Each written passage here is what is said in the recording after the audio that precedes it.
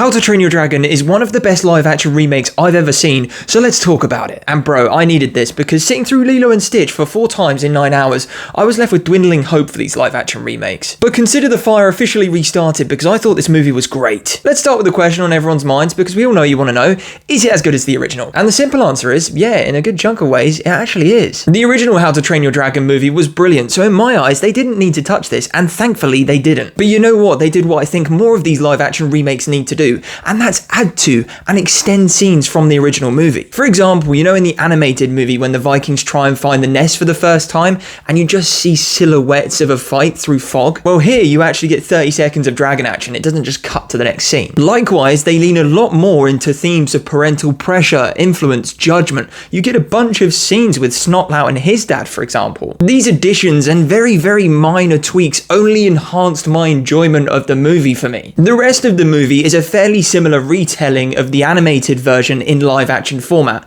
which in a lot of ways helps the film. Like seeing Toothless soaring through the air with Hiccup or dragons flying around Burke, this was so much more well realized in live action. I should say at this point as well, one of my favorite scenes in the movie was Toothless jumping into the training arena cage, full on wide shot of the plasma blast. I mean, jeez! The rest of the dragons were designed very well. The CGI was pretty faultless in my opinion. The Red Death Dragon, the Nadders, the Gronkles, just looked like you could reach out and just touch him. Alright, fine, the CGI fire wasn't that convincing, but I'm still yet to see a movie where non-practical fire looks realistic. And the live action doesn't just help the dragon realization, but also the relationships between the Vikings themselves. Case in point, Stoic and Hiccup, man, some of those scenes hit hard. You see it in the trailer. And we've killed thousands of them! Yeah, that one. I was tearing up. Mason Thames smashes it as Hiccup. He makes the role his own, while still keeping some of those classic Hiccup mannerisms, which I liked. Gerard Butler as well, I mean, it'd be easy to phone this role in, but no, you can just tell he loves playing this character. He looked the part, he still looks somehow as top heavy as he does in the animated version,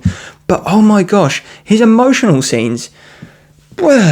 Nico Parker did a great job as Astrid as well. She had some extra lines added in the script and she sells those pretty well. And Julian Dennison as Fishlegs, he was one of the funniest characters in the movie for me. He killed it. Firepower 8, Jaw Strength 9. And big shout out to the music as well because John Powell's score still hits hard. I got full on chills twice in this movie. I only really had a couple of negatives. The first one surrounding pacing, because yes, the first 20 minutes or so of this movie is a bit slower. It does take a little bit of time for the movie to find its feet, but once Hiccup meets Toothless, from there the movie just gets going. Kind of like a well-paced run. You know how you start a run a little bit slower and then throughout the middle and end just kind of up the pace a little bit? That's kind of what this movie did. Aside from that, it would have been good to have seen some of the facial expressions on Toothless enhanced a little bit more. It's kind of like the Lion King problem all over again. You can't have Toothless doing goofy things or making weird faces because then that takes away from the realism of the dragon itself. But beyond that, this movie is straight fire. Definitely go to the movie theater as soon as you can. Go watch it. Let me know your thoughts in the comments down below.